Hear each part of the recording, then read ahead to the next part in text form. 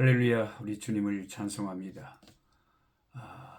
주님 안에서 하늘의 평강이 함께 성경 공부하는 주님의 백성들에게 함께 하시기를 축복합니다.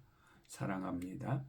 오늘은 꿀송이 2024년 11월 11일 월요일 고린도전서 7장에서 12장 말씀 7, 8, 9, 10, 11, 12 조금 많이 읽겠습니다.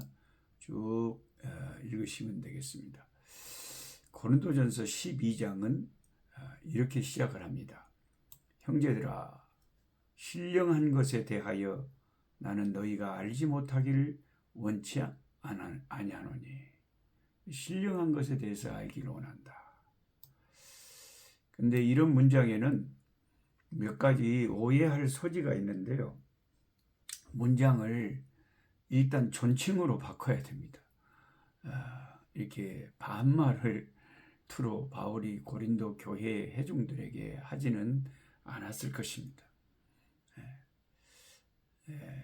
경어체로 말을 바꿔야 될 것 같고요. 또 한 가지는 푸누마티콘이라는 이 헬라어 번역인 신령한 것, 이것은 어떻게 바꾸면 좋냐면은 영적인 것으로 바꿔야 됩니다. 그래야 그 오해를 우리가 안 할 수가 있어요. 영적인 것에 대해서 우리가 알아야 된다.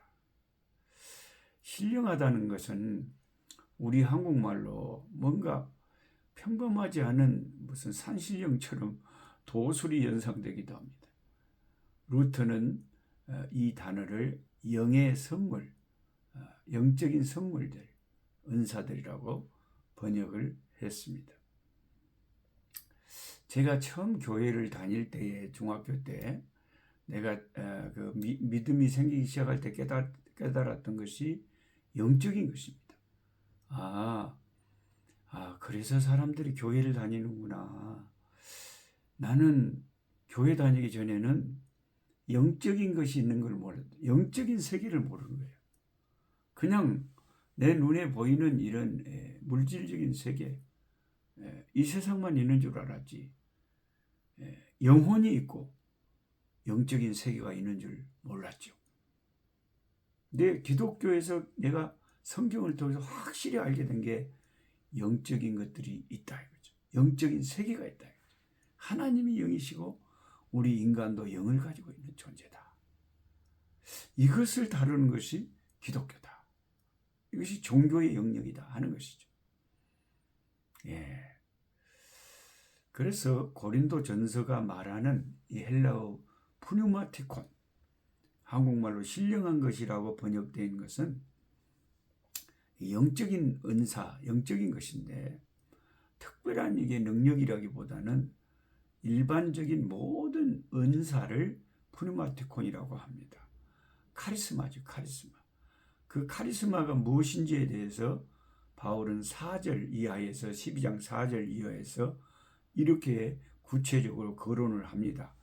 지혜의 말씀, 지혜의 말씀, 지식의 말씀, 믿음, 이 지식의 말씀이 뛰어난 분들이 이제 신학교 교수님들이 되시죠. 박사님들이 되시죠. 그런 분들이 계세요. 지식의 말씀, 지혜의 말씀, 믿음, 믿음이 더 특별한 은사를 받아가지고 더 강하신 분들이 있어요. 옛날에 조영기 목사님은 목회자 세미나 같은 걸 하면 이것을 고백을 하시더라고요. 여러분, 저는 특별히 믿음의 은사를 더 많이 받은 것 같습니다. 저는 보통 사람들보다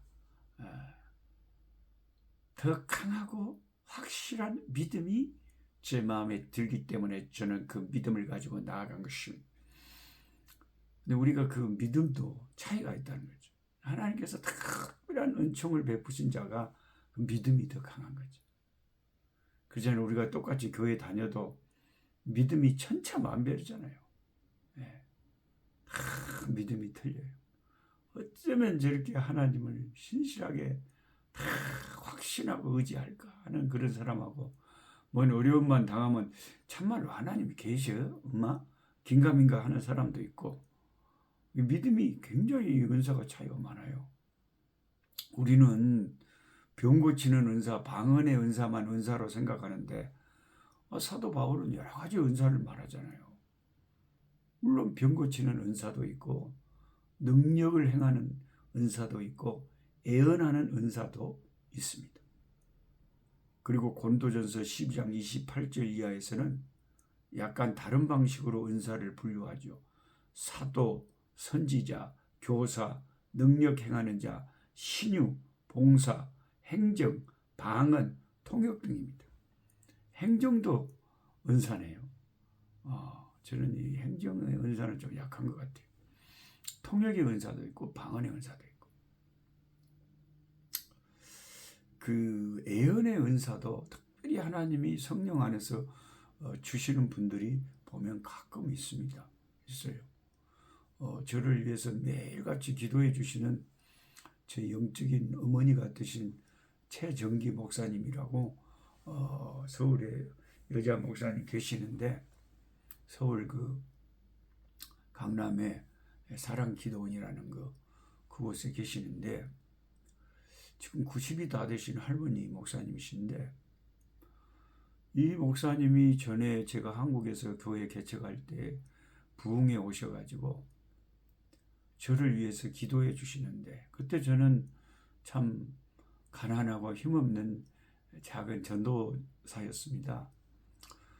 그런데 작은 교회를 개척하는데 오셔서 부흥하시면서 기도를 해주시는데 전혀 생각지 못한 기도를 해줬어요. 무슨 기도를 하시냐면 앞으로 노록수 전도사가 비행기를 타고 세계를 다니면서 복음을 전할 것이다. 그랬어요. 그래서 그때는 작은 개척교회 하면서 참 대전에서 전혀 그런 게 실감이 안 났는데 지금 이제 와서 뒤돌아보면 어떻게 그렇게 정확하게 그렇게 예언의 기도가 나왔을까? 그게 놀라게 되죠. 제가 비행기가 막 공중에서 흔들리면 무섭기는 하지만 그래도 지금 하나님이 참 세계를 다니면서 비행기 타고 다니면서 복음 전하게 하시잖아요. 네. 아프리카도 이제 각 나라마다 제가 1년에 한 번씩 정해서 간다 그랬잖아요. 한국 선교사님들 선기로 간다 그랬잖아요. 시방은 시카고라고 알란가 여러분 몰란가 모르겠는데 우리 지금 선녀가 곧 나올 것 같아요. 밤마다 막 태몽을 꾸는 것 같아요. 참 아름다운 선녀가 나올 것 같아요. 교회의 모든 업무는 다 푸뉴마티콘, 교회를 섬기는 그 모든 것들은 다 신령한 은사, 영적인 것들입니다. 설교, 교육, 봉사, 친교, 성가, 여러 가지 이제 교사, 모든 것들로 주님의 교회들을 자기 은사를 따라서 섬기는 것, 이것을 푸뉴마티콘, 영적인 은사들이라고 하는 것입니다. 지금 바울이 열거하고 있는 은사의 목록에는 현재 우리가 이해하기 어려운 것들도 포함되어 있습니다. 무화경에서 이상한 언어들 쏟아내는 현상이나 마치 무당들의 신들림 현상들 같은 거 막 들들 떨고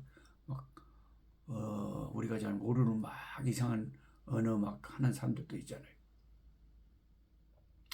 요즘 한국교회 신사도 운동이나 일부에서 강조되고 있는 신유 현상도 그런 것들 중 하나입니다. 사람들은 그런 현상을 보면 호기심을 느끼고 많이 몰려듭니다. 그런 현상을 보이는 사람들을 특별한 능력의 사람으로 보기도 합니다. 거꾸로 그런 현상을 근데 이제 유치하다고 생각하는 사람들도 있습니다. 바울은 그런 현상을 옹호하지도 않고 그렇다고 부정하지도 않습니다. 그런 현상이 고린도 교회에 나타난다는 사실을 인정하고 있습니다. 바울은 고린도전서에서 은사에 대해서 아주 길게 설명을 하죠. 고린도전서 12장부터 14장까지 무려 3장에 걸쳐서 강론합니다. 그만큼 중요하다는 뜻이기도 하고 문제가 있다는 뜻이기도 할 것입니다. 12장은 은사에 대한 일반적인 설명이고 14장은 방언과 예언에 대한 설명입니다. 그 사이에 사랑을 강조하는 고린도전서 13장이 들어있습니다. 고린도 교회는 은사 문제로 열병을 앓고 있었습니다. 큰 중병이 들어있었어요. 큰 다툼이 있었습니다. 서로 자신들의 은사가 중요하다고 주장을 한 거죠. 이런 다양한 교회를 섬기는 은사들이 있는데 내가 섬기는 파트, 내가 가지고 있는 은사만 중요하다고 생각하다 보면 싸움이 일어나겠잖아요. 서로 자신들의 은사가 중요하다고 주장을 하는 거죠. 특히 열광주의자들에게 벌어지는 문제가 심각했습니다. 그럴만합니다. 다른 은사는 어느 정도 컨트롤이 됩니다. 객관적인 기준으로 평가도 됩니다.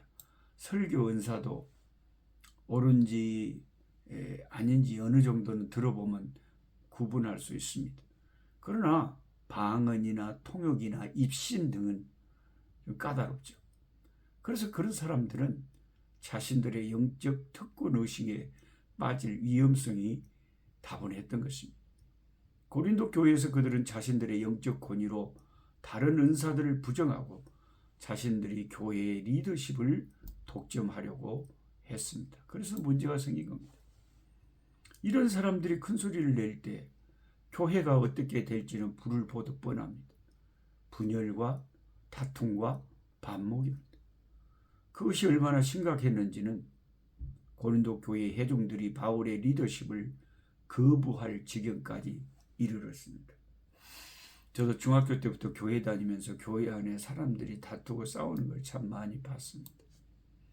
특별히 중요한 장로 선거나 임직자 선거나 권사님 선거나 중요한 이게 선거가 되고 그러면 되게 사람들이 예민합니다. 그리고 교회 일을 하다 보면 서로 부딪히는 일들이 많아가지고 그래가지고 누구누구 서로 속상해서 사람 때문에 부딪혀서 교회를 떠나기도 합니다. 그게 정말 안타깝습니다. 고린도후서 10장 10절에 따르면 바울의 편지는 힘이 있으나 직접 대하면 볼품도 없고 말도 시원하지 않다. 그렇게 이 위대한 사도 바울을 폄하했습니다. 지금 우리가 생각하면 진짜 그렇게 평가한 고린도 교인들이 웃기는 거죠. 고린도후서 10장 10절 읽어보세요. 바울의 편지는 힘이 있으나 직접 대하여서 보면 아이고 볼품도 없고 말도 시원치 않다. 바울이 아프니까 그렇죠. 하나님이 육체에 가시를 주셨죠. 자기 손으로 글을 쓸 수 없을 정도로 무슨 안질에 걸렸든지 간질이 있든지 무슨 몸에 큰 병이 있어서 진짜 사람들이 보면 좀 짜잔했겠죠. 근데 바울의 진가를 제대로 알아본 사람들만 소수였고 이 사람들이 이렇게 평가를 했단 말이죠. 바울의 여러 가지 약점을 들어서 바울의 리더십을 부정한 것입니다. 저는 그 교회 다닐 때 중고등학교 때는 교사, 초등학교, 주일학교 교사를 섬겼는데 그 여름 섬겨갖고 그런 거 막 하고 보면 부장님이 저를 별로 안 좋아하셔갖고 부장이 눈에 나가지고 부장 집사님이 다른 교사들하고 다 따로 그 여름 성경학교 마치고 식사를 하시는데 저한테는 말 안 하고 자기들끼리 해갖고 내 친구도 교사였는데 철원아 어디서 시방 밥 먹냐고 물어봤더니 어디서 묻고 있대. 근데 그 전화기 저 너머로 그 부장 집사님 소리가 들리더라고요. 누구요? 그래서 우리 친구가 녹슨데요? 그랬더니 아이씨 끊어버려 그러더라고. 그 소리가 나한테 들려요. 그래 친구가 끊어버려. 참 여러분 안 믿는 사람들이 교회를 보면 다 천사들만 있는 집단인 줄 알 거예요. 근데 교회 안에도요, 오래 교회 다니다 보면 그 안에도 반목과 서로 마음에 안 맞는 것과 또 사이가 안 좋은 사람과 친한 사람과 다 이런 게 있어요. 참 교회가 그렇게 지상의 교회가 만만하지가 않습니다. 마귀가 항상 시험하고 역사합니다. 당시 고린도 교회는 이 위대한 하나님의 귀한 사도 바울의 리더십을 부정했다는 것입니다.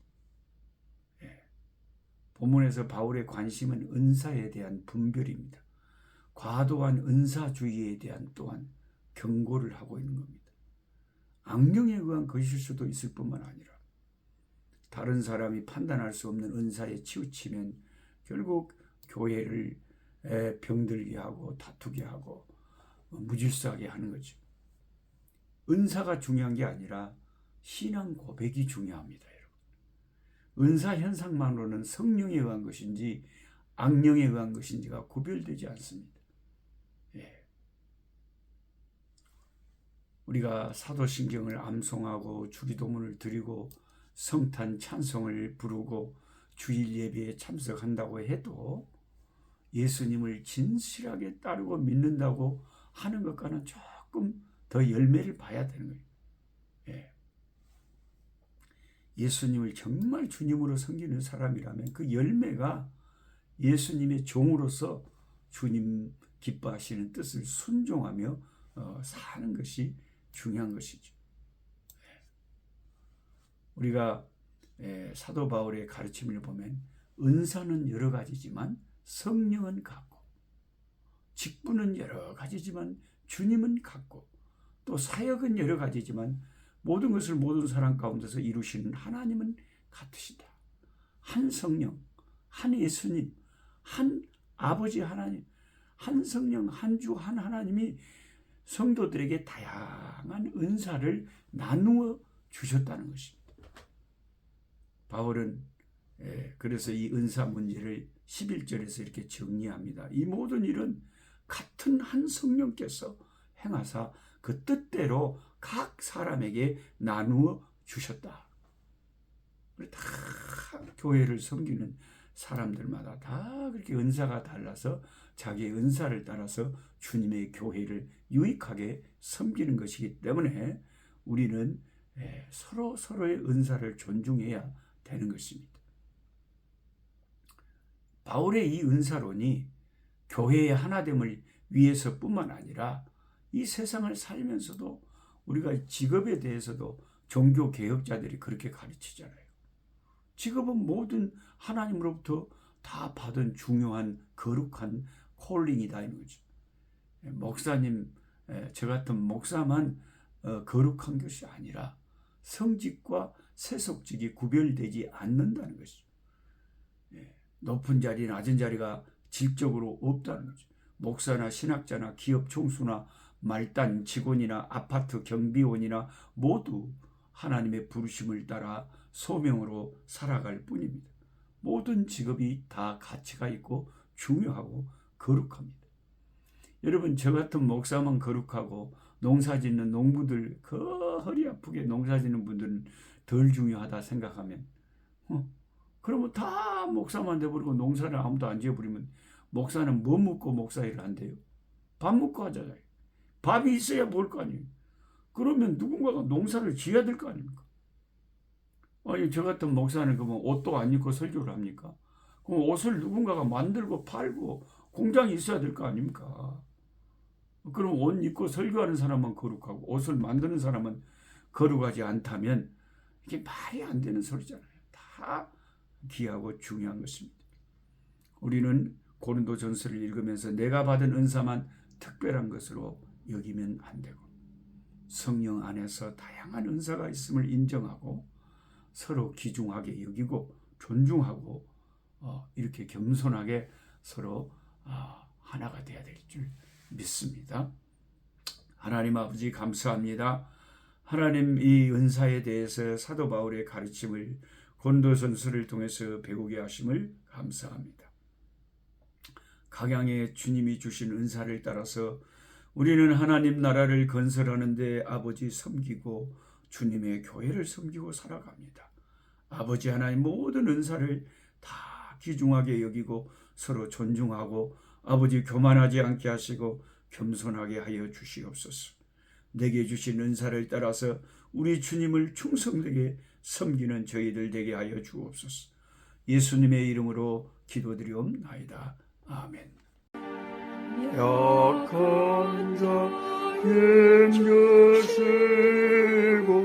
강한 자 바르게 주함자 정택함이 주님의 뜻이라. 해 아래 압박 있는 곳 주 거기 계셔서 그 팔로 막아 주